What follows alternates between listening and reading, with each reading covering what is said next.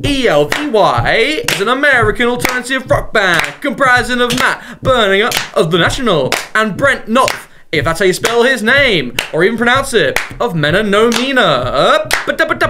And today we're talking about their debut album, Return to the Moon. Oh, Return to the Moon. Baby. Oh, bigger, can't you see it? Sometimes the blood just hypnotize me. Yo, Return to the Moon. Nailed it.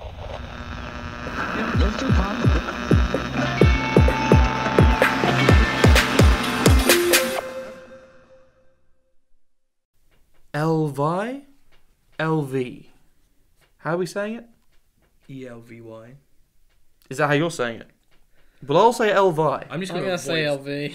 I'm gonna say ELVY just to be different, but I'm gonna avoid saying it. Just yeah. Starting with their title track, "Return to the Moon." Personally, yeah, I didn't dig. I didn't dig it. The opening title track. I thought the aesthetic was pleasant.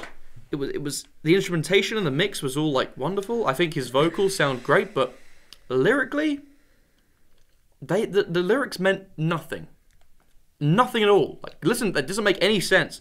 I enjoyed the fact it wasn't your usual like pop bullshit lyrics, but it's just weird bullshit lyrics. It's still bullshit, whatever it is. How do you feel about that? Well, it gave me an idea as to what is gonna come with the rest of the album, and it really made you focus on the vocals in the song, but the vocals were nothing great. I mean, I can't remember how you pronounce his surname. I think it's Berninger? Yep, no, it's Berninger. Berninger. Berninger or Berninger? No, Berninger. That. He's a great vocalist, but he is a great voice. He's a great voice. Throughout sounds this great. whole album, I didn't think that it suited the music that much. I did. I thought everything was great. You know how I would describe this album? It's like a film, yeah? With fantastic cinematography. It looks beautiful. They have a great cast. But they didn't get the plot right. And the story's not there. So it looks great. Great people doing it. But there's no substance. That's just how I describe the album. It feels kind of hollow. Have you listened to The National? A little bit. Gareth? I don't know what that is. That's Matt Berninger. He's the frontman for The National. No? You a big fan? Never heard of him. Yeah, they're really, really good. Really, really good. All right. Possibly, I'd say probably one of the top 10 bands of the last 10 years. They are really, really good. That's mighty praise. They have a lot of really good albums, and his voice on those albums suits it perfectly. But on this one, it's a collaboration between him and that other guy that you said. Yeah, Brent Knopf. Or is it just Knopf? Or just Knopf, I don't know. Or Knopf. However you want to go for it. You could just throw whatever you want in there. I'm going to say, I'm the man to be... I just don't think it worked. I felt as though there were some songs on here where it suited the song. I felt as though Sleeping in the Light, it works. And I felt as though in other songs it really didn't work at all, to be honest. I feel like maybe you're too used to him from The National and you hear his voice and you No, think that sound I just behind don't feel as though his vocal perfectly. delivery in a very gentle and kind of, what's the word, baritone, is it? Yeah. Sense. Because there's a lot of variety. I think you're wrong. His voice is great. Yeah, he just hasn't got the vocal His voice is great. But and it fits the music perfectly. You're wrong. I actually had that as a point where I thought it fit really good. His voice was perfect for this. How do you feel about that? Really is James wrong? Leave a comment.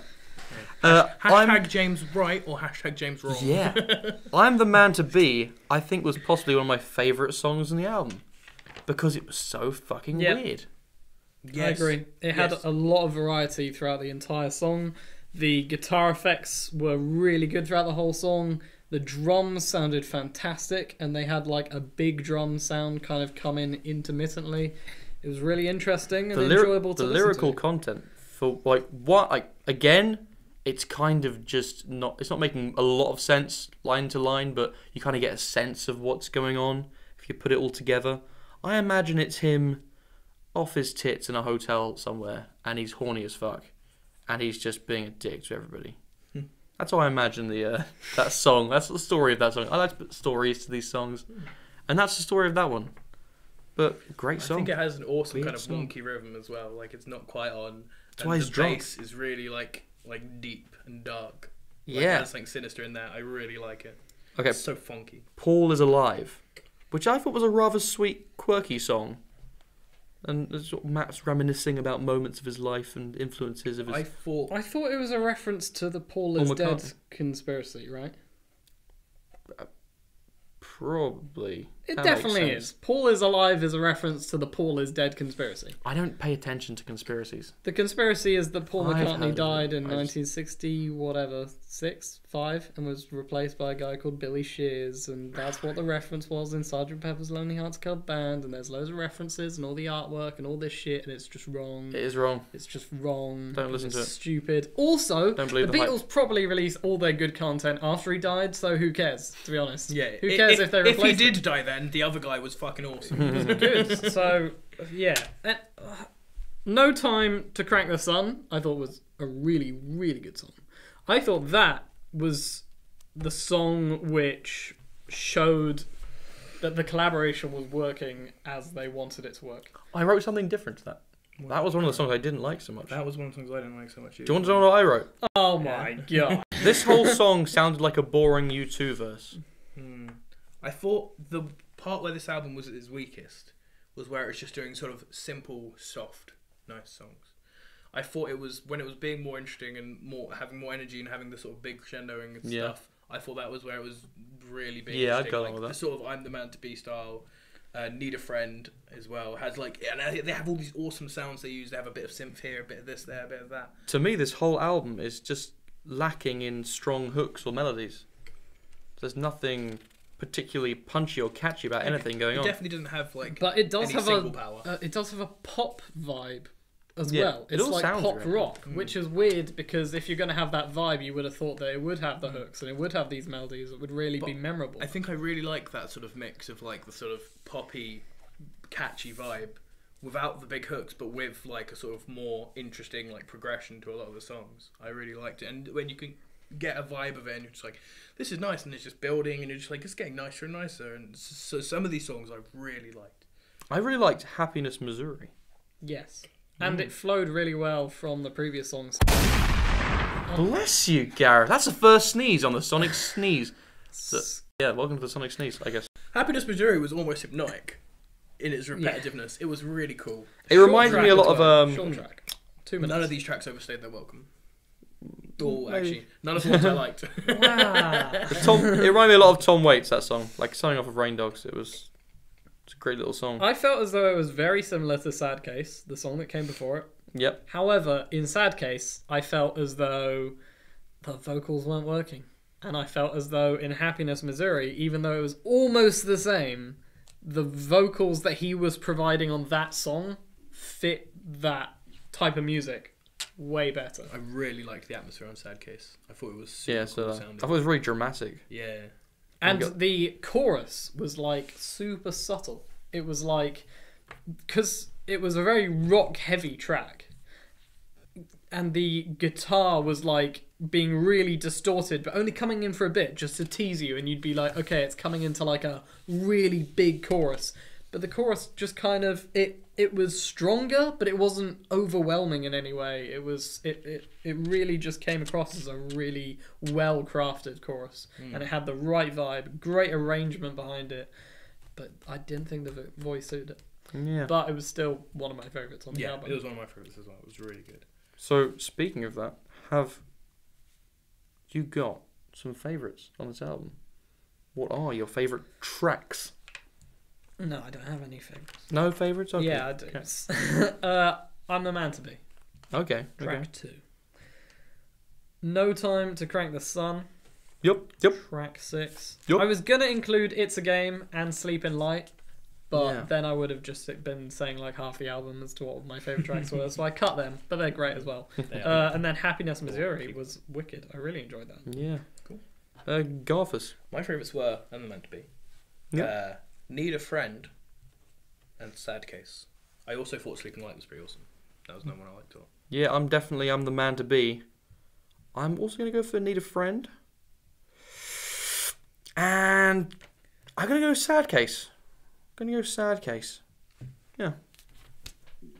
Sorry, I felt like I went really...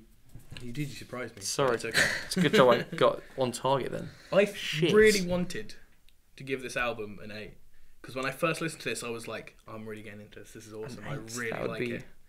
But there wasn't enough in there when you went into it fully. There didn't have that. We were talking about on Bruce Mover. It didn't have that special thing there. I was like, yeah, this could be an 8. Yeah, it lacked that special something. So I'm going to give it a 7. Okay.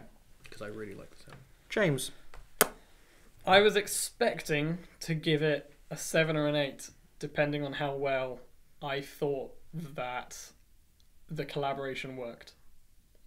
Yeah. And based on what I've said, I'm going to give it a 7. Strong 7, but Yeah, 7. strong 7. I'm giving it a 7. Okay. I'm going to give it a 6. Going to give it a 6. I thought it's worth a listen. I'd be interested to see what these guys come up with next. I hope they come up with something a bit more. You could totally just listen to like the Nationals other albums. That's true. Yeah, that's true. So, what did you guys think of this album? Have you listened to it? Have you not listened to it? Are you a big fan of The National? If you are, give this a listen and tell us what you think, you know? Tell us what you think. And don't forget to thumbs up this video and maybe press that cheeky little subscribe button if you feel like you want to watch some more of our stuff. Alright guys, catch you later. Sonic Squeeze.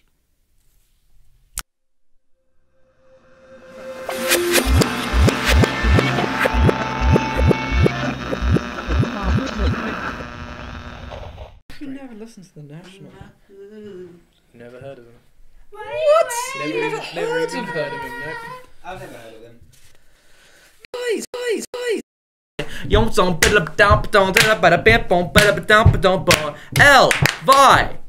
L-Y-E-L-V-Y is an American alternative rock band comprising of Matt Berninger of The National and Brent Knopf, if that's how you spell.